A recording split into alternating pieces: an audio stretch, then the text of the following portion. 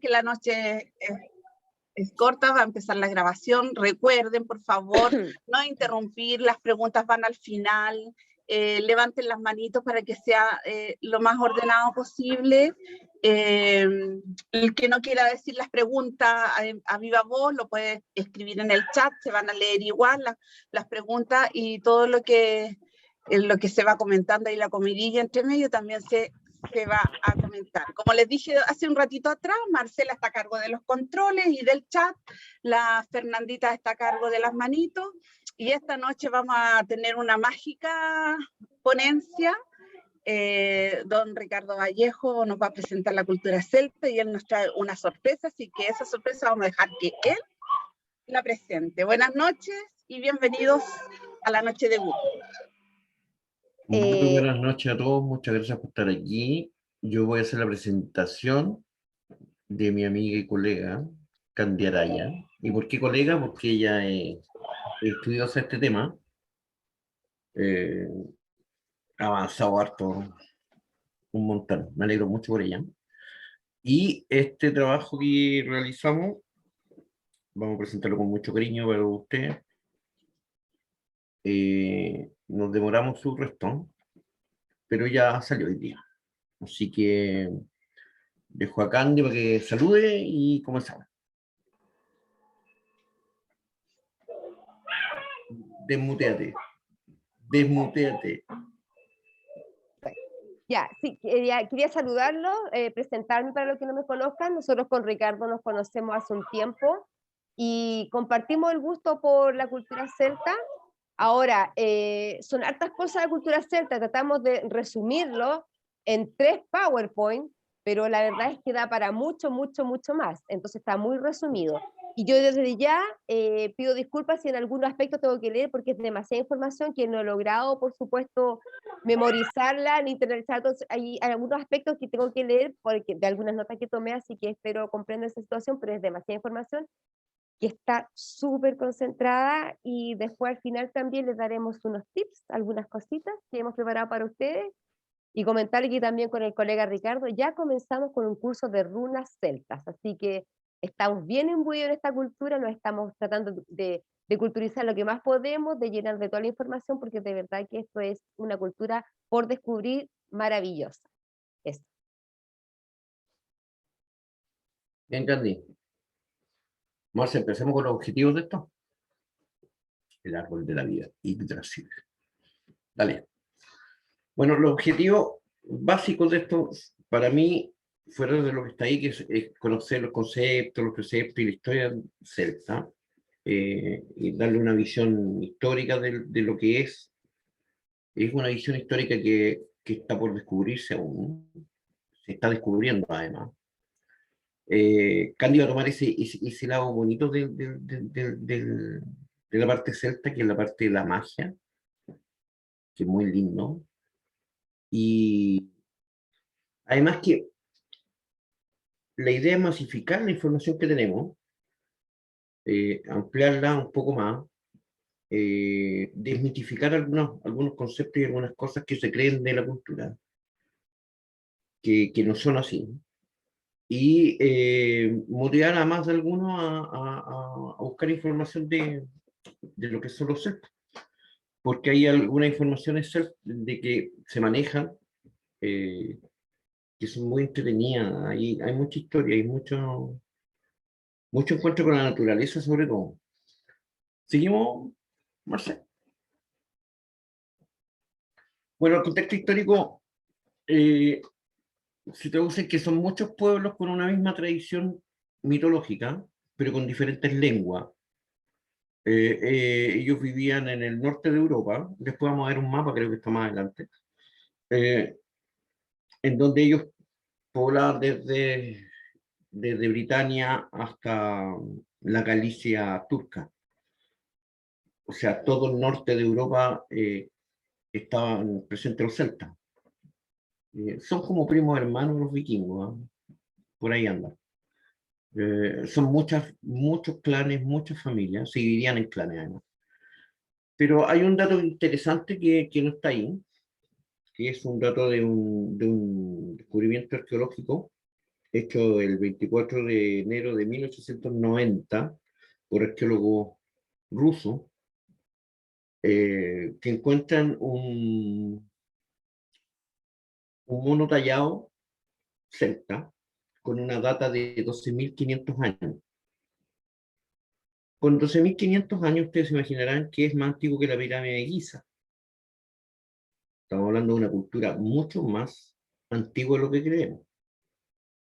Esto fue encontrado en una aldea que se llama Calata, a 4 metros de profundidad, y este tótem celta, o figura celta, está siendo exhibida en el Museo de Ekaterimburgo. Disculpe que no tenga leer, pero los rusos son medio complicados para y el dato más curioso aún es que se le hizo un carbono 14 para datar cuando fue tallada.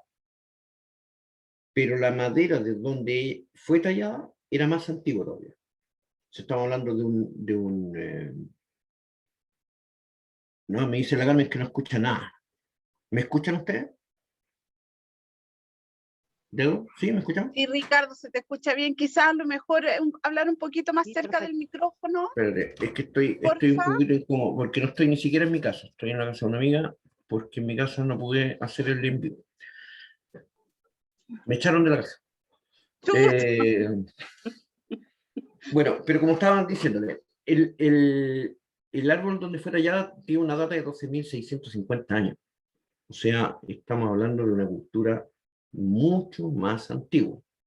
Y como decía, está ubicada desde Bretaña hasta los Cárpatos y de Europa del Este, que es lo que vendría a ser Bulgaria, la antigua Checoslovaquia, Yugoslavia, todo ese sector también estuvo poblado por ellos. Son muchos pueblos del norte, como les dije, compartían signos, mitología y creencias mágicas, pero tenían diferentes idiomas. No hay escritura de celtas, por eso es difícil de identificarlo históricamente.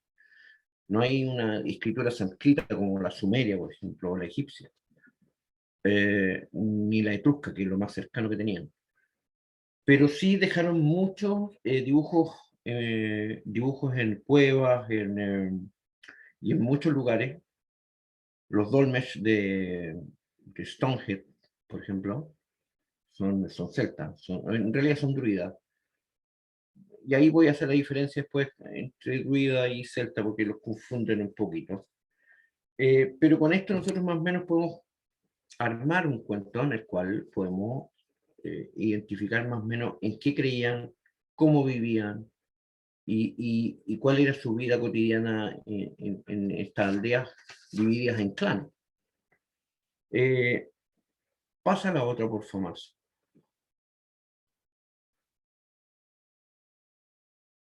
Si se dan cuenta, ese es el norte de Europa y gran parte de Europa antigua. Yo manejo otro mapa, pero no se preocupe, es básicamente lo mismo, en donde vemos que desde Inglaterra pasamos por las islas de Irlanda, el norte de España, que serían los gallegos, los gaélicos, los astures y los vascos, pasan por el centro norte de Europa. Curiosamente, siempre se le han tratado de vincular con Francia, y no son franceses, no tienen tienen un cierto grado de cercanía, pero los galos son diferentes. Eso de Asterix y Obelix es casi un mito nomás. Es algo para la tele. En realidad los celtas no tenían mucho que ver con los galos. En algunos sentidos, en otros sí, tenían algunas costumbres parecidas, como decía yo.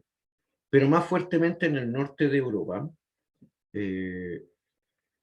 llegaron hasta Tracia, hasta las Gálatas, hasta la Gálata acá, Galacia, que es las Gálatas, que eso ya vendría a ser casi el Medio Oriente, con su influencia. Esto se debe a un mito de una druida mujer que llegó del sur y que implantó hizo un cambio en las creencias celtas. Los celtas tienen mucho que ver, y se los va a explicar Candy muy bien más adelante, tienen mucho que ver con lo que es comparten con su medio ambiente, con los animales, con los árboles, con las plantas. Pero Voluspa trae una forma nueva en la cual se hace del poder. Es toda una historia, un poco larga, pero voy a resumir.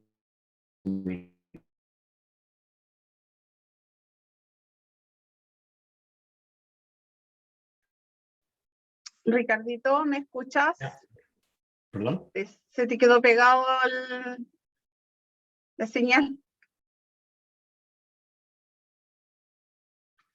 Ricardo, ¿me escuchas?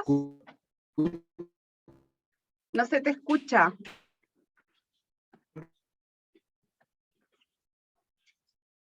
Quizás si apagas a lo mejor quizás la cámara un ratito para que liberes.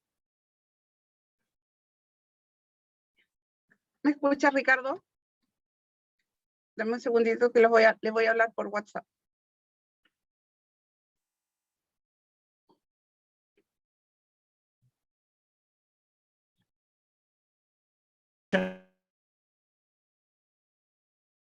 Hello.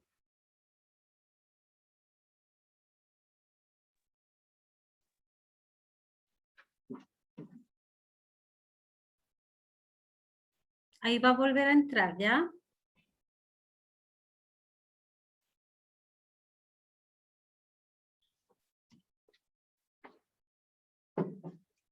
¿Se tuvo que desconectar nuevamente? Ya. Si la señal anda. Si quieres, Erika, puedo continuar yo, pero no sé, es que, bueno, esta la parte histórica es la que más maneja Ricardo. Yo podría empezar a hablar de los dioses celtas hasta que Ricardo vuelva. No esperemos Para que darle- llegue Ricardo, si se va a conectar ¿Ya? ahora. Ok. Se va a conectar.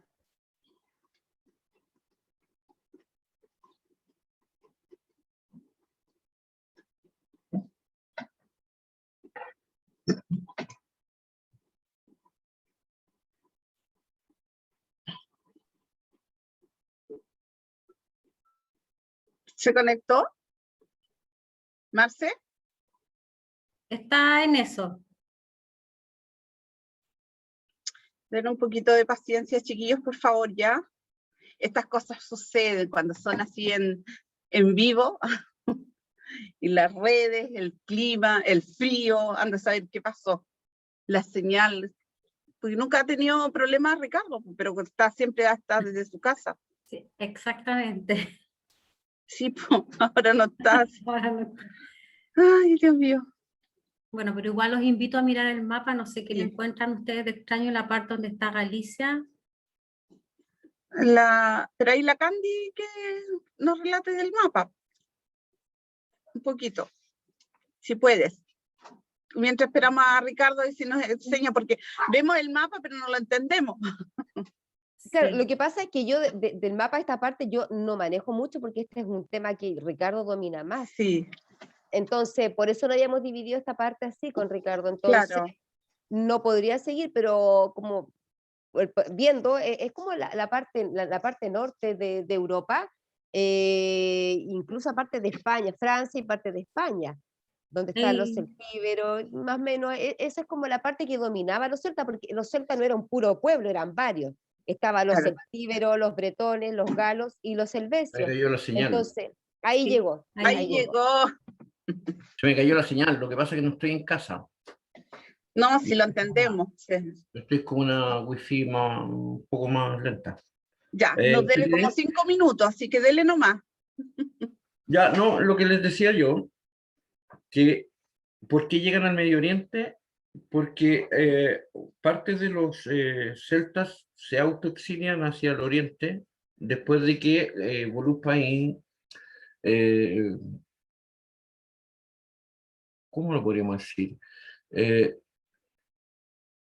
Coloca la idea de hacer sacrificios humanos, cosas que antes no se hacían. Entonces, cuando habían batallas o guerras, tomaban esclavos y ella hacía sacrificio humano con ellos.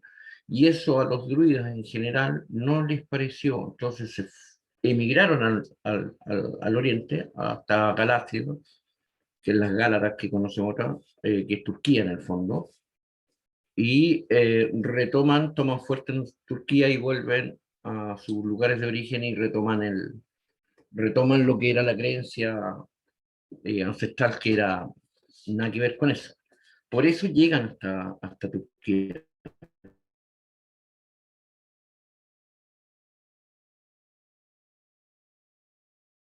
En Siberia y en parte de Europa, de Rusia, mejor dicho, de Europa del Este, como se llama.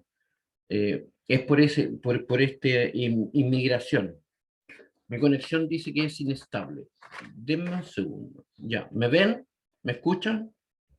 Si no, dejo el puro audio y saco el video para que el streaming no se me cuelgue. Preferible, Ricardo, ¿Parece? preferible, sí. Saca la Perfecto. cámara nomás. Ok. Así garantizamos tu audio en el Bueno, taller.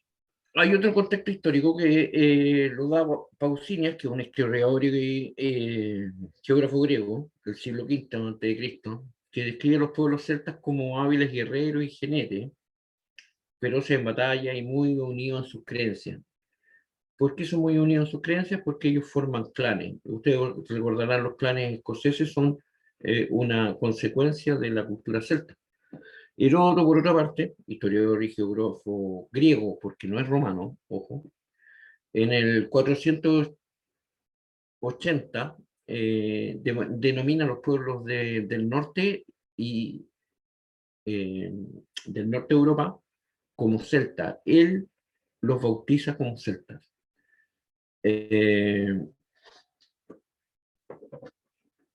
Hay otra excavación interesante que nos data de un artículo en Austria, que tiene 1200 años antes de Cristo, que es en Hallstatt. Y estas excavaciones, perdón, estas excavaciones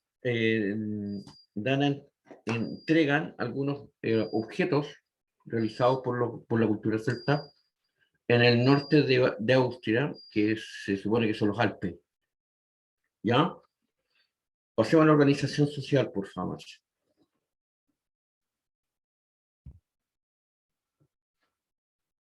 Bueno, la organización social parte desde arriba hacia abajo, y aquí nos vamos a llevar un par de sorpresas. Lo fundamental para los celtas eran los druidas. Los druidas eran como de la clase sacerdotal, eran guerreros y eran los encargados de enseñar también a los niños. ¿Ya? Es una sociedad muy jerarquizada, se especializaba en trabajo. Una familia era dedicada a la artesanía, otra a la agricultura, eran como súper estructurados, en el sentido de que cada una de las personas que vivían en estos clanes o en estos lugares donde ellos vivían, tenían una función y tenían que cumplirla. Se supone que los druidas son descendientes mágicos más antiguos de la Hiperbórea, o sea, vienen de la Hiperbórea. No cualquiera podría ser un druida, además. Tenía que tener algunas características bien importantes, sobre todo con el tema perdón, de la magia, de la precognición. Ellos podían hacer todos los ritos, los tenían que hacer ellos, los druidas. No había otra persona que pudiera hacerlo. Como les dice, que estaba una sociedad que estaba basada en household o clanes, como se dice en inglés, que están enlazados por lazos sanguíneos. Esto es súper importante. Los clanes pertenecían generalmente a un clan, el clan tenía ese apellido, no sé si se acuerdan la película Highlander, ahí estaba el clan MacLeod, que es muy característico de los celtas. Ellos tienen tienen muy arraigado el tema de la sangre y de la descendencia. Como les dije, su mayor misión de los druidas era una misión de enseñar y además hacían una dirección política dentro del clan. Ellos tenían la voz y voto y ellos además podían hacer toda la ceremonia de difunción, de casamiento, de un montón de cosas. Lo otro interesante es que un druida, cuando se formaba un clan y se formaba un lugar, un pueblo, tenían que ser bendecidos por los druidas, sí o sí, y tenían que estar cerca del agua, de un bosque y de un cerro. O sea, el lugar donde ellos se establecían tenían que tener esas tres características básicas. Por un tema de magia, que a lo mejor más adelante Candy nos va a decir un poco más por qué. Ellos obviamente tenían el tema de la mediunidad, de la precognición, hacían, hacían profecía y, como les dije, eran una casta muy antigua, muy antigua. No sé si todos vieron El Señor de los Anillos, pero Gandalf era un druida. El mago blanco era un druida. Eran intocables, nadie les podía hacer nada, y existían dos tipos. Los sacerdotales, los druidas sacerdotales que se dedican 100% al tema sacerdotal y administrativo del clan, y otro que eran los bardos. Druidas bardos eran los druidas caminantes. Eran aquellos druidas que recorrían muchos lugares contando la historia y impregnándole de las tradiciones a los otros pueblos y a los otros clanes, ¿ya? Para que no se perdiera. Recordemos que ellos no escribían. Entonces, ellos, su única forma era mediante el caminar y el peregrinar. Cuando uno dice peregrino, generalmente ve a una persona alta, con un cayado, con barba, y muy viejo. Esa es una imagen de un druida, en realidad. Ellos tenían esa misión, conservar la memoria de la sangre, como le dicen ellos, y como muy bien lo dicen los hiperbóreos, la minesangre, la memoria de la sangre o de la tradición. Después estaban los caballeros y los aristócratas, que generalmente eran la clase guerrera y la clase comercial. Después venían como la gente plebeya, pero aquí en realidad la función de ella, como les dije, era cooperativa. La sociedad está encargada de suministrar los alimentos, la metalurgia, la artesanía, pero eran considerados iguales, no es que fueran esclavos. Era otro eslabón del engranaje del clan, muy importante. No eran mirados en menos ni mucho menos. Y aquí hay una gran sorpresa, porque los niños, por ejemplo, tenían que estudiar 20 años. Y no importa en la clase social que hubiese nacido, si él por meritocracia lograba avanzar y destacar, podría llegar a ser un druida, podía llegar a ser un bardo, podía llegar a ser un caballero, podía llegar a ser un comerciante, un agricultor, lo que él quisiera, pero siempre y cuando tuviera las capacidades de hacerlo. O sea, en el clan celta existía la meritocracia, cosa que nosotros ni siquiera tenemos hoy día. Hoy día no existe. Como les dije, duraba 20 años, no existía la influencia por clase social, solo el talento. Y las materias que contaban era la magia, el conocimiento religioso, las tradiciones, la medicina, la astronomía, las leyes, la actitud física, lo cual hacían una persona completa. Todo basado, obviamente, en los conocimientos de los druidas sobre el entorno en el cual vivían. Otra faceta interesante de esto, avanzamos, Marcelo, es la agricultura. La agricultura era súper importante para ellos, por eso vivían, como les dije, sus características eran súper claras donde ellos se establecían. Habían cerros donde podían estar sus árboles sagrados, había agua donde ellos se podían tomar y aprovechar de hacer regadío en sus plantaciones. Y era, a ver, imaginémonos un clan o un pueblo celta lleno de casas alrededor de un gran árbol, el agua en algún lugar, el cerro atrás de ellos para poder celebrar algunos solsticios, y terrenos más o menos parejos donde poder sembrar. ¿Ya? Usaban la agricultura mixta, o sea, podían tener comestibles o podían tener plantas medicinales, tenían que estar cerca del agua, como les dije.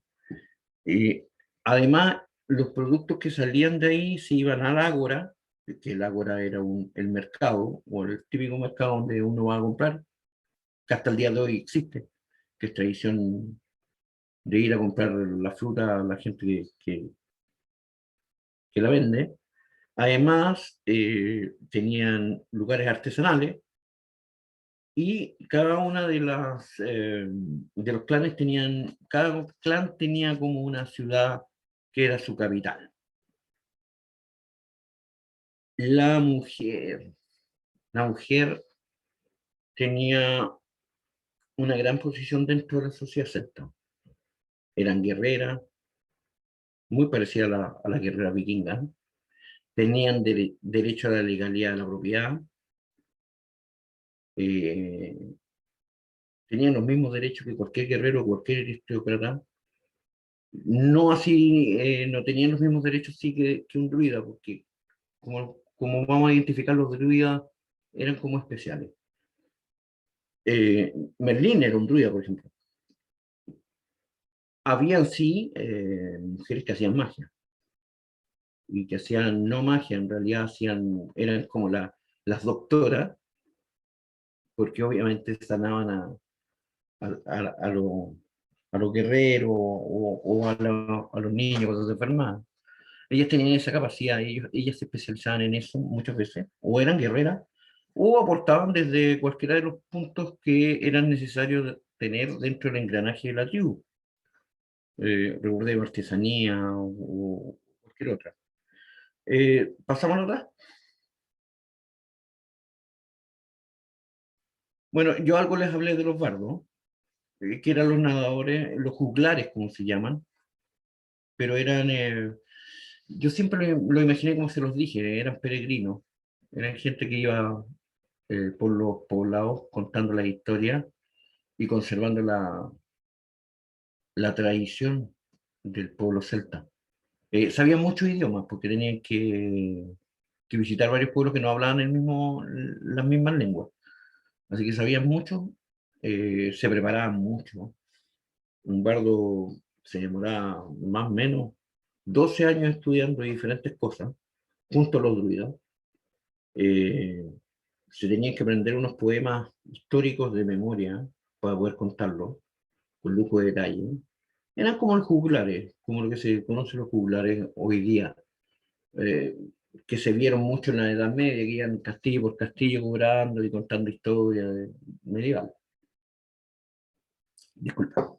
Después tenemos los guerreros celtas, que eran feroces, que no le tenían miedo a la muerte, pero Julio César escribió en alguno de sus libros, no me recuerdo cuál en este minuto, en el libro de las Galias, eh, en donde él hace una crítica hacia los celtas. Dice que son muy guerreros, son muy difíciles de luchar con ellos, pero son indisciplinados. Eh, los celtas tenían una característica muy interesante. Cuando iban a la guerra, se tatuaban algunos, algunos signos o algunas runas celtas, y peleaban de su cuerpo desnudo, de la cintura hacia arriba. No le tenían para nada ningún respeto a la muerte. Para ellos morir en batalla era un honor, igual que los vikingos. Eh, pero Julio César los consideraba indisciplinados porque eran hombres libres. Nótese, ¿eh? Porque no tenían nada que perder en realidad. Para él le fue muy complicado luchar contra los celtas. O sea, hay historia y libros al respecto. Pero ¿para qué nos vamos a meter en eso? Y eso es la parte más o menos medular de la parte histórica. A mí Me llama mucho la atención el dataje de de las estatuillas y de lo que se ha encontrado. 12.500 años significa que son más antiguos que cualquier otra de las civilizaciones que nosotros conocemos. Ojo con eso. Y no deja de ser porque pudieron haber influido en muchas de las que nosotros conocemos. Creo que ahora le toca a Candy con su sección. Bueno, al final hacen las preguntas, chiquillos. Lo que trae Candy es súper entretenido. Así que póngale atención nomás. Gracias, Ricardo. Sí, solamente resaltar claro, vamos a hablar de los principales dioses celtas, que en el fondo involucra lo que es la religión, si se puede llamar de alguna forma, y decir que ellos tenían un gran respeto por la naturaleza y por todos los elementos. Ellos conocían y utilizaban muy bien los flujos energéticos de la tierra y, algo muy importante, convocaban a los espíritus elementales, ¿ya? Eso con los chicos celtas. Hay que decir también que ellos eran bastante muy allegados a la naturaleza, muy allegados, por lo tanto sus centros urbanos lo hacían alrededor de bosques y escogían un árbol, principalmente el roble, como un árbol sagrado, donde se hacían las reuniones, porque ahí se reunían ellos, en los árboles donde se producía un claro de luna, hacían sus rituales y sus reuniones, porque eran muy creyentes en la naturaleza, o sea, su mundo era naturaleza. Y como bien decía Ricardo, eran bastante hábiles para la guerra, sin miedo a morir en realidad, y coleccionaban las cabezas de sus enemigos como trofeos de guerra. ¿Ya? Como les decía, que sentían un gran respeto por la naturaleza y los cuatro elementos, creían profundamente en las señales de la tierra y los fenómenos naturales, y habitaban básicamente en la naturaleza. Ahora, los dioses celtas. Para los celtas, los dioses son energía básicamente, fuerzas abstractas de la naturaleza y del cosmos, cambiante como es la vida y como se les rinde culto en el medio del bosque. O sea, a sus dioses se les rendía culto en el bosque, que era su medio natural. Son muchos dioses celtas, no me quiero extender mucho, pero vamos, por eso hicimos un resumen en realidad, porque son muchos, entonces a la larga termina aburriendo hablar tanto de tantos dioses. Pero hay que decir que hay algo que comparten las antiguas culturas y que últimamente se ha perdido, hace más de 2000 años se perdió. Casi las culturas milenarias y ancestrales eran prácticamente todas politeístas, y a cada elemento o a cada fenómeno natural le atribuían un dios. Entonces vamos a comenzar por Sucelus, que es el dios de la primavera y la fertilidad. Se dice que es el rey de los dioses y su atributo corresponde a un martillo de mango largo. ¿Okay? Taranis es el dios del trueno. Se representa montar un carruaje que atraviesa el cielo. Vamos avanzando. Dea Dama. Esta señorita, Dea Dama, un momentito que tengo anotado algo sobre ella. Bueno, no la encuentro ahora. Dea Dama es la diosa madre que se muestra gracias a 3 mujeres con elementos distintos. Ahora hay que decir que varios de estos dioses han sido tomados por el nuevo paganismo y que a veces les va a resultar similar, pero esto se parece al tema wicano. Claro, muchos de estos deidades han sido tomados por el neopaganismo, por eso cuando estamos hablando aquí de la diosa de esta señora Dea Dama, que muestra 3 mujeres, la Wicca, el neopaganismo lo tomó como las 3 diosas que representan las 3 etapas de la mujer. Por eso está luna creciente, luna llena y luna menguante, la mujer niña, la mujer adulta y la mujer vieja, o más anciana. ¿Ok? Dagda es el dios de la magia y la sabiduría, guerrero y luchador de la vida y también de la muerte. Este druida es el druida de los dioses. Dagda es el druida de los dioses. Ya es el padre universal, el sabio pelirrojo que se le relaciona a Urano. Podía dar y quitar la vida con el caldero y el garrote. Con el sonido del arpa podía mantener la continuidad de la creación. Lugh es el dios del sol y de la luz, especialista en batalla. Fíjense que casi todos los dioses celtas se relacionan a la guerra, a la batalla, a la fertilidad. ¿Ya? Morrigan era la diosa con la capacidad de cambiar de forma de humana a animal y también era diosa de la guerra. ¿Ya? Hay que decir que los dioses, al ser dioses del infierno que representaban la muerte, no son dioses negativos, ya no le podemos dar una connotación de dioses negativos o positivos, son dioses, y cada uno representa una etapa o un elemento, porque incluso para los celtas la muerte y el infierno tenían elementos sagrados. Epona era la diosa de la tierra con el don de la fertilidad, protectora de jinetes y caballos. Belenus, el dios del fuego, del sol y de la luz, se le atribuye el poder purificador y regenerador del fuego. El fuego es purificador. Cernunnos, que este es mi preferido, representado con forma masculina y con cuerno de ciervo, es el dios de la fertilidad, la renovación, la lujuria y la abundancia. Entonces, sí, Cernunnos tiene un elemento que es bastante erotizante, se puede decir un poco sexual, y es el dios, también se le conoce como el dios astado de la vida y la muerte. ¿Ya? Es el señor de los bosques, guardián de la puerta al otro mundo. Hay que mencionar que los dioses celtas son parte vital de la identidad sociocultural y religiosa de alguna manera, o de una gran parte de Europa Central, de lo que hablaba anteriormente Ricardo con respecto a la historia. Está unida al lenguaje y ciertas tradiciones durante la Edad del Hierro, nace lo que conocemos como mitología celta. Quiero decir que son muchos más dioses, pero no se han podido mencionar todos porque muchos. Ahora, los tuanos de Danann, según la mitología celta, existían dos principios que se disputaban en el mundo. El primero, el antiguo de esos dos principios, es el negativo, que se representa por la muerte, la noche, la ignorancia, el mal, el dios de la muerte, y el segundo, nacido del primero, es todo lo positivo, el día, la vida, la ciencia, el bien. Tuanas de Danann constituía la expresión del segundo de estos principios, ya que de él emanaba, por ejemplo, la ciencia de los druidas. Y si ustedes miran el símbolo que está aquí, tiene cierta reminiscencia hacia el cauceo. Hay cierto como guiño al cauceo. Y ya vemos que también tiene un principio de la vida y la muerte, del día y de la noche, lo positivo y lo negativo, que en el fondo son dos polos, o sea, son dos extremos de un mismo hecho, de una misma creencia.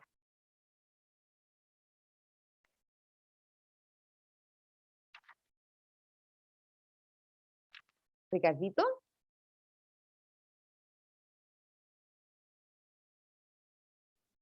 Ricardo está por ahí. Aquí estoy. Si no, no le voy a apuntar al audio. Ya, chicos, vamos a la otra parte entretenida de esto. Marce, cuando usted quiera.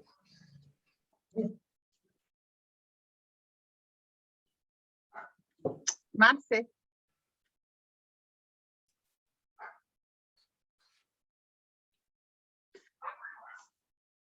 Están esperando que pongan las imágenes. No la encuentro, denme un segundito. La 3 dice la Candy. ¿No la ven? No, no se ve No. nada. No, ya la había puesto, pero un poquito. No la estás Ya. compartiendo.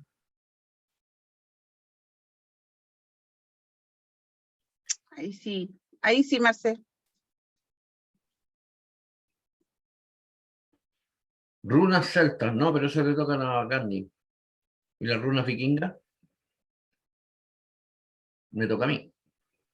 Pero vale. Ricardo, ya, ok. Bueno, como dice ahí, es un tipo de alfabeto, es un sistema de escritura y medio de adivinación. El oficio del Runelman toca todos los aspectos de la vida, desde los más sagrados hasta los más prácticos. O sea, tú podías preguntar por la vida, por la muerte, por la cosecha, por todo podías preguntar hacia los dioses, a todo podías preguntar a través de las runas. ¿Vamos?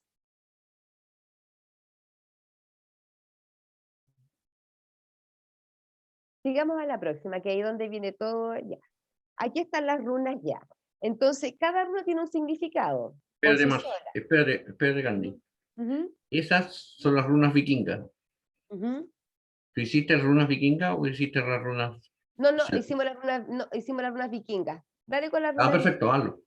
Dale nomás, Ricardito. No, dale. Bueno, es un alfabeto. Las runas Futtak, que son 24, son un alfabeto vikingo. que cada runa tiene un nombre y representa una letra. Cada una de ellas tiene un significado mágico cuando se lanzan o se tiran. Es como el mazo de tarot, por decirlo así. Entonces depende si está hacia arriba o hacia abajo el significado, si es positivo o negativo. No voy a entrar en detalle de cada una de ellas, porque son 24, es todo un cuento, pero va a estar en el texto que voy a subirle, o que se los voy a enviar, porque no puedo subirle, estoy bloqueado para variar. Eh, eh, Se los voy a enviar al correo de GUP y GUP los sube. Pero básicamente, como decía muy bien aquí, el Runal toma todos los aspectos de la vida, y por lo tanto cuando tú los lanzas en un paño, cuando se lo lanza a una persona y lo prendes, lo ves, lo interpretas y le lanzas lo que la otra persona necesita saber. Ahora, las runas se ocuparon mucho previo a una batalla, previo a una guerra, previo a una cosecha, previo a todos los eventos que los clanes o tribus necesitaban tener. Ahora, las noches anteriores a los solsticios, de Yule, Samhain, Lita, etc., se hacían tiradas de runas para ver cómo venía el año. Cómo venía el invierno, cómo venía la primavera, cómo venía el verano, el otoño, etc. Para ellos era súper importante tener claro cómo iba a estar para poder dirigir el vivir de la comunidad y también en forma personal. Lo otro que a veces las runas también se utilizaban para poder comunicarse con los que ya partieron y preguntarles cómo estaban o cómo iba a estar tu familia. Preguntaban a los papás, a los amigos, a los hermanos. Se usaba mucho como consejo, sobre todo para los generales, de cómo iba a estar el tema. Uno de los que primero vio las runas y que las escribió en algún libro, las escribió como símbolos mágicos celtas, fue justamente Heródoto. Él cuando hace la descripción y pone y certifica el nombre de celtas por primera vez, él también habla de las runas.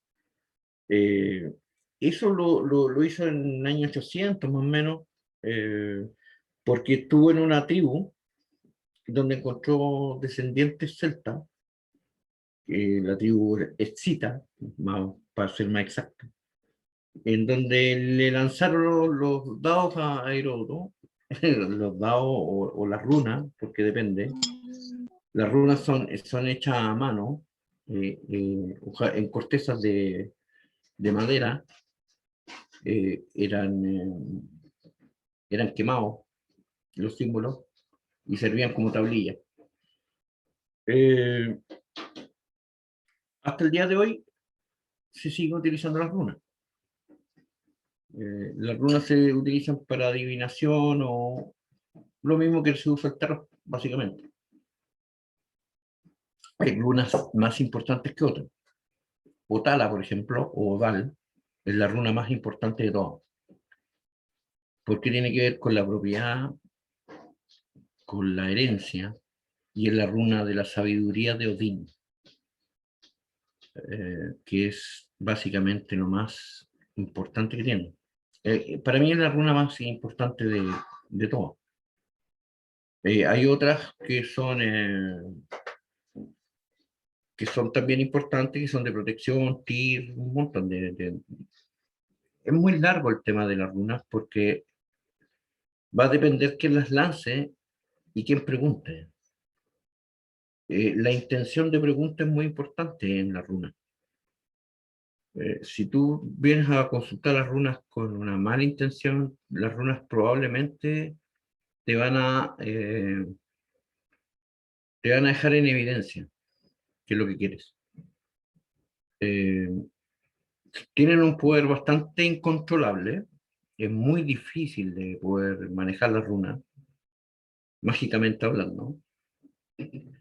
Y también sirven, aunque ustedes no lo crean, si haces un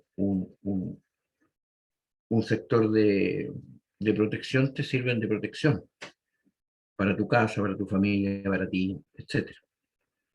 Todo esto en base a la religión y a la mitología vikinga o griega o celta, perdón. Que es casi lo mismo, son primos hermanos, utilizan runas diferentes. Por ejemplo, la runa que estaba hablando Candy, en los vikingos no existe, pero sí existe una serpiente comiéndose la cola para los vikingos, que es exactamente lo mismo que mostramos al principio. No sé si puedes volver atrás, Marce. En la, no, mata, una mata, creo que es. No, uno. No, más atrás, Marce, por favor. Más atrás. Que quiero que se den cuenta de la runa celta que habló primero la Candy. Está más atrás. No, Ricardo, está en la otra. Hasta la otra. Hasta la La otra. otra Disculpa, muéstrala. diapositiva es que Pero, era la tuata, no me acuerdo. y la tuata. Ponla, Sí, porfa. es la segunda Está en otra, diapositiva. está en otro. Sí, Ah, ya, está perfecto. sí, exacto. Perfecto. Pero si se dan cuenta, son muy parecidas, pero utilizan, las runas vikingas son toscas, son de líneas gruesas y de líneas rectas. Los celtas usaban algo parecido, como por ejemplo el triskel o la etiqueta, que es lo mismo que usan los vikingos con, con el triquete, pero son en líneas rectas y duras, y estas son redondeadas. Son como ramas, son como flores entrelazadas. El celta tenía ese tema que era más dulce en lo que es la magia. El vikingo es mucho más duro, es más concreto, debe ser por su estado de vivir en invierno, un invierno eterno casi. Eh, por lo tanto, eran mucho más rústicos en ese sentido. Pero la magia básicamente es la misma. Y hay un montón de... ¿Tú vas a hablar de esto? Ya, perfecto. Yo no lo toco. Como les decía, las runas dan como para una ponencia completa aparte. Fueron descubiertas en Europa en el siglo I antes de Cristo, la furta. Pero se cree y se dice que son mucho más antiguas. Recordemos que los vikingos y los celtas se encuentran en algún lugar de Polonia, en algún lugar de Escandinavia, y hacen todo un proceso de encuentro. Los druidas reconocen a los magos vikingos como unos pares, solamente que tienen tradiciones y tienen algunos espacios mágicos diferentes y tienen historias un poco más diferentes, pero básicamente son lo mismo, descienden de lo mismo, vienen de del mismo lugar. Y el nexo entre ellos son justamente los druidas, por eso los druidas son especiales. Los druidas son más allá de los celtas y son más allá, diría yo, que de los vikingos. Es como el nexo, el que los hace unirse y formar una sola, una sola tribu, por decirlo así. Y eso se ve reflejado en la caída del Imperio Romano. Cuando cae el Imperio Romano, cae porque el último emperador romano era germano, era vikingo. Y cambia todo el sistema político romano. Y cambian los dioses romanos. En una época muy complicada para los romanos.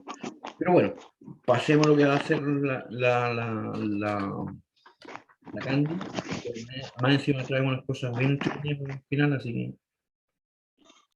Ya, Candy, te toca. Ya, ok, pasamos a los símbolos celtas. Yo escogí el símbolo celta aquí, si te devuelves un poquito, Marce, a la anterior, el árbol de la vida. El árbol de la vida, ¿por qué digo el árbol? Porque como decía que los árboles eran especialmente importantes para los celtas y buscaban especialmente el roble, donde se reunían para hacer todos sus rituales religiosos, sociales, donde corría en general la sociedad celta, era bajo un árbol. Y el árbol de la vida, si bien es cierto, se da en distintas culturas, en los celtas tiene un sentido mucho más espiritual que religioso que en otras culturas, porque el árbol llega al cielo y del cielo se devuelve a la tierra. En el fondo es como el eterno ir y venir, como el eterno retorno, el nacer, crecer, morir y volver a la tierra. Entonces, pasemos a la siguiente. La triqueta, voy a hablar de la triqueta y el trisquel junto, porque el número 3 es sumamente importante y mágico para los celtas.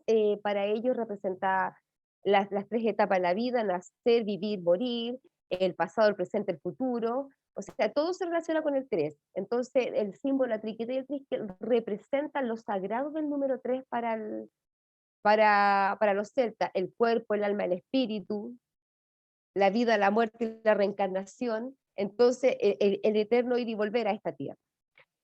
Ahora, la cruz celta, ya aquí es cuando hay un sincretismo, ya cuando se unen las culturas. ¿Pasa algo con el audio? ¿Se escucha? ¿No? Sentí como que, ¿no? ¿No? Ah, ya.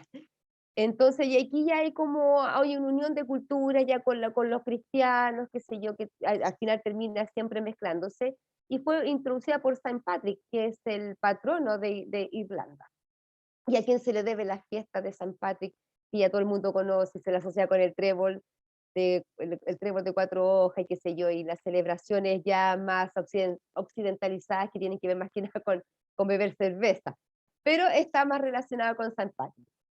Ahora, yo mencionaba antes el árbol de la vida, que el elemento central de la mitología, o sea, todo giraba en torno al árbol, a sus árboles sagrados. Ahora, el nudo celta básicamente era un motivo ornamental, pero también representa el que no tiene fin. No tiene fin, el nudo celta no tiene fin, es decir, lo eterno. El nido cuaternario celta representa los 4 elementos de la tierra. Yo mencioné en un principio que los celtas tenían mucho amor y mucha conexión con los 4 elementos y con los espíritus elementales, entonces siempre estaban representados de alguna otra forma. De hecho también dentro de sus dioses están los duendes y los gnomos, que eran elementales de la tierra, que viven bajo la tierra y guardan los tesoros de la tierra. Y porque los gnomos también eran excelentes trabajadores del metal, y no eran tan sociables como los duendes, y por eso también de alguna forma se les adoraba, y ellos creían mucho en los elementales, y de hecho hasta hoy la cultura nórdica, los países nórdicos tienen mucho respeto por los elementales. Yo no sé si ustedes han visto, pero en Finlandia, Islandia, en Noruega, se mantiene mucho respeto por los árboles, porque aún se cree que viven elementales ahí, por lo tanto evitan cortarlos, evitan tratar. El signo quíntuple, este signo me gusta bastante, porque esta es la unión de los 4 elementos de la Tierra y la unión con el universo. Si podríamos decir que a lo mejor esto podría ser una especie de pentagrama: los 4 elementos de la Tierra, y el quinto elemento, que es el universo, pero en este caso sería el espíritu, el éter, o sea, lo que habita en mí, el eterno yo. Si pasamos al siguiente, la espiral simple. La espiral representa el crecimiento espiritual, la reencarnación y la fuerza vital. Se le diga al sol, pues representa el ciclo en el cielo desde que amanece hasta que se esconde. Ain se relaciona con los árboles, los de tipo conífero, la fuerza y la resistencia. Shamrock, lo que yo decía, que esto es el trébol. Los celtas relacionan como en muchos sus símbolos a los sagrados, y siempre relacionado al número 3, al sagrado número 3 para ellos. Y el toro celta, que ya estaba asociado básicamente a los rituales de los druidas y representa al dios Jesús. Y el Awen, que es más que nada un símbolo del no druidismo, de la religión moderna, inspirada en las deidades celtas. Pero esto básicamente es nuevo del neopaganismo. Entonces yo les quería compartir esta oración celta del amanecer. Es una oración que yo hago todas las mañanas y de verdad que a mí me energiza mucho, me trae mucha buena vibra. Yo se las comparto, yo la hago todas las mañanas, porque aquí habla justamente como los celtas de los elementos de la tierra, de los fenómenos naturales a los que ellos hacían tanto caso, tenían tanta conexión. Entonces les comparto esta oración celta para quien resuene, la puede hacer cada mañana. Yo se las voy a leer ahora porque me encanta. Y dice que amanezco hoy por la fuerza del cielo, la luz del sol, el esplendor del fuego, el resplendor de las llamas, la velocidad del viento, la rapidez del rayo, la firmeza de la roca, la estabilidad de la tierra, la profundidad del mar. Amanezco hoy por la fuerza celestial y divina que me guía.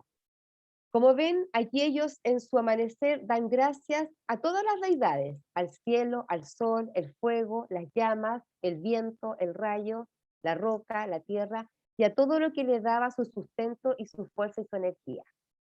Eso. Y para terminar, mi participación, quería compartir con ustedes algunos rituales mágicos, algunos hechizos mágicos del gran druida, sino más conocido como el mayor druida de todos los tiempos, que es Merlín.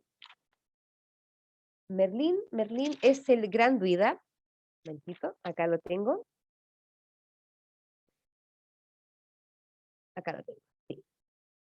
Merlín es el gran druida de todos los tiempos. Entonces él dejó algunos hechizos que yo tengo compilado en mi cuaderno de bruja.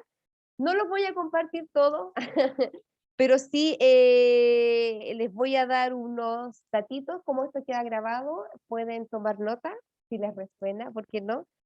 Le voy a dar el que más me gusta a mí, que es para conseguir profetizar.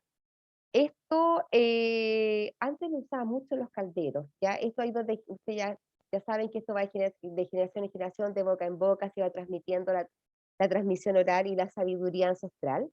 Entonces les voy a compartir un hechizo que es para conseguir profetizar. Así que para esto se necesita un caldero, pero si ustedes no tienen caldero, puede ser un cáliz o una copa transparente con agua hasta la mitad de la copa y ponerlo en una mesa de forma que usted lo pueda estar viendo perfectamente, estando sentada. Pueden poner 2 velas lilas, yo les voy a mostrar. Aquí tengo mi vela, ahí se ve azul, pero es lila.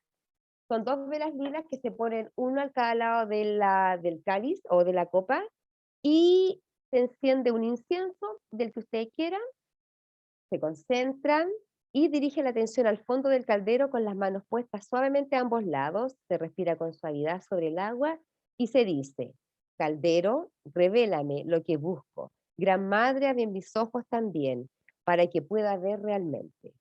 Mantenemos la calma, las respuestas pueden venir en forma de imágenes en el agua, en tu mente, como potentes explosiones de conocimiento. Tengo otros hechizos más, otros rituales más, pero lo compartiremos en una próxima edición. Eso es todo, de mi parte, gracias. Gracias, Candy. Maravilloso. Ricardo, ¿tienes algo más? No, cerramos ¿No? ahí. Sí, cerremos ahí. Ya. Yo un ratito más me voy a tener que trasladar por el tema de Sí. del horario. Me tengo que volver a casa, así que me voy a desconectar un ratito, pero un Sí. ratito más. Si hay preguntas, puedo contestar al tiro. Si no, me tienen que esperar un ratito. Sí, vamos a invitarlos a que hagan preguntas, si tienen dudas, si quieren saber algún otro hechizo. Hagan todas sus preguntas. Este es el minuto. Levanten las manitos, que la Fernandita nos va a ir dando el orden. ¿Hay preguntas? No, parece que no. No tenemos comentarios en el chat.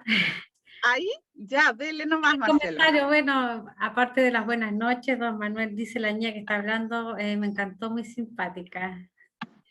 ¿Qué más? Irka dice, hola a todos. Ah, Irka, Carmen, perdón, te cambiaste. Ah, por eso que no me sonaba. Bueno, don Manuel vuelve a repetir lo mismo y las preguntas, levanten las manitos, ¿ya? Me pareció ver a Eso. Rodrigo Migueles. Rodrigo Miguel quiere... Parece que sí. Mandita. Hola. Oye, bien, Sí, dale. súper, No, sí. súper entrete, súper entrete. Así que las felicito a los dos, muy buena la exposición, me entretuve harto y aprendí también harto. Así que súper bueno. Una pregunta. Bueno, aquí el Ricardo dice que los druidas, bueno, tenían harto conocimiento, digamos, científico, no sé, tenían un gran aspecto, digamos, del cosmopolita, del espacio, de las cosas naturales y todo eso. Y dice que no tenían escritura. Eso me parece como súper sintomático porque a pesar de que no tenían escritura, pero ellos tienen las runas, que es un tipo de alfabeto.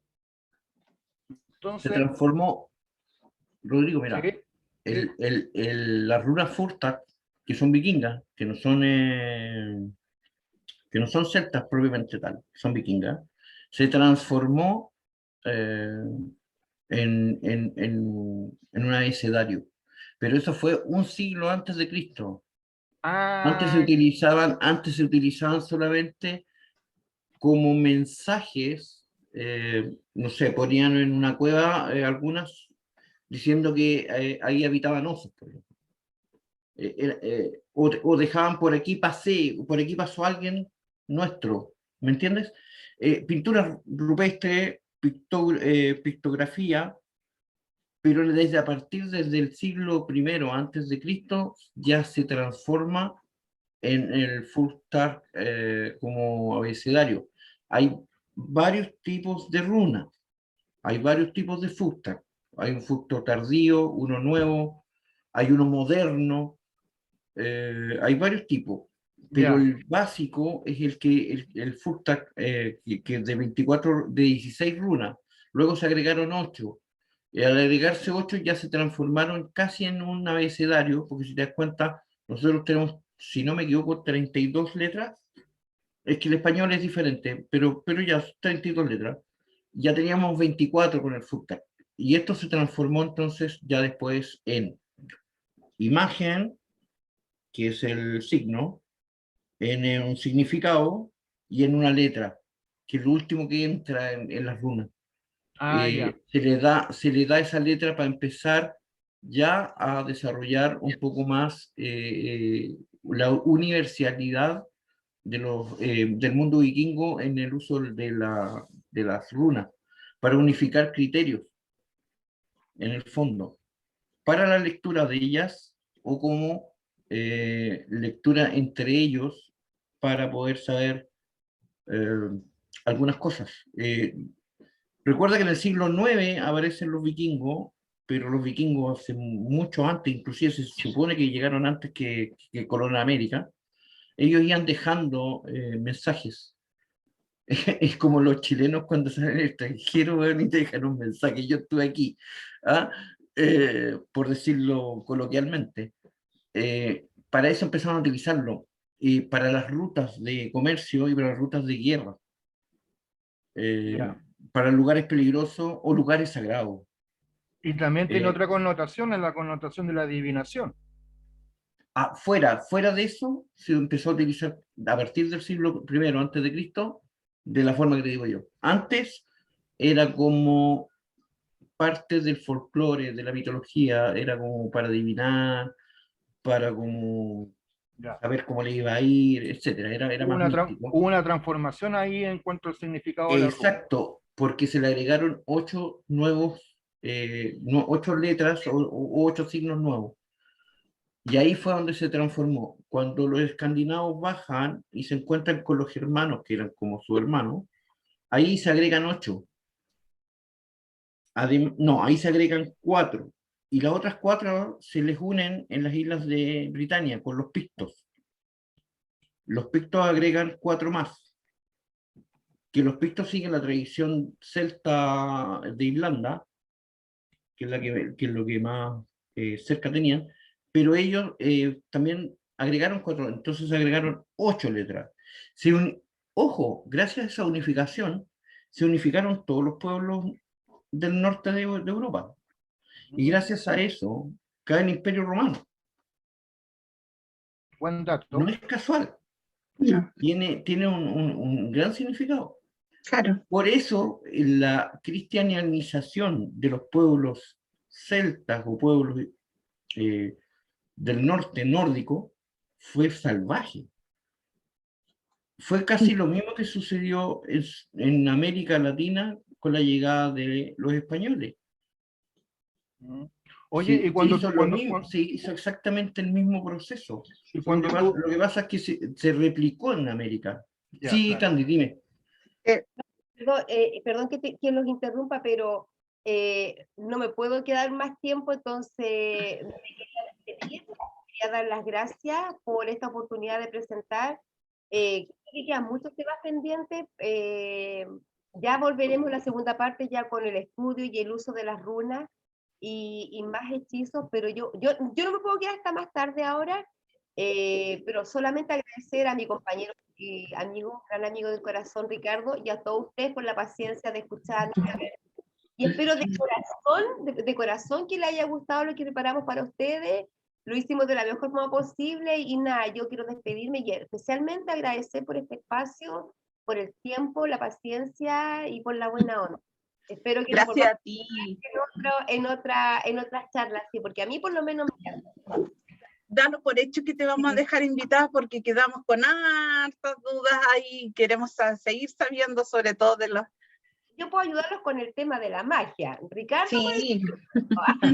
Bueno, Candy, de todas maneras, acá igual Paulina comentaba que quería más de estas, ¿cómo se llaman? No sé si llamarle conjuros, cosas así.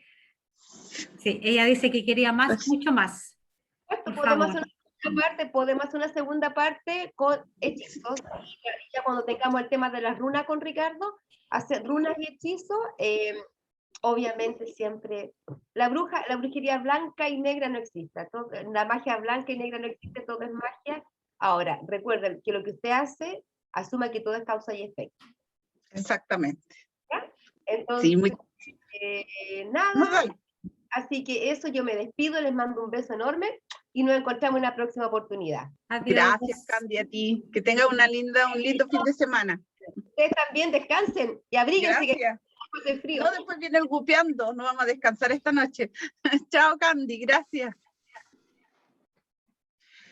Ya, vamos a seguir con las preguntitas porque vi a la señorita Fernanda con la mano levantadita. Pregunte nomás, Fernanda, lo que usted quiera.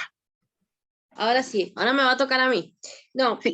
No sabía si preguntarle a Paulina, me quedé con Paulina lo que habías dicho, a Candy o a Ricardo, porque yo tengo unas runas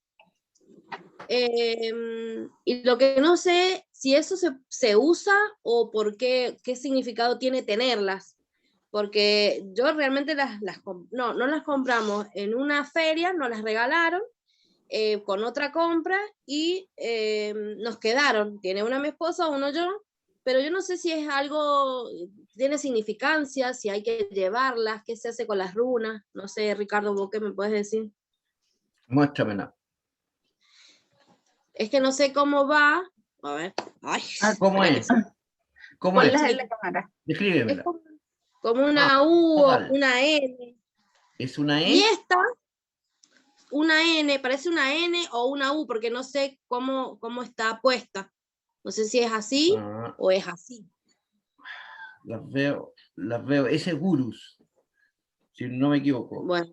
Mira, Y esta...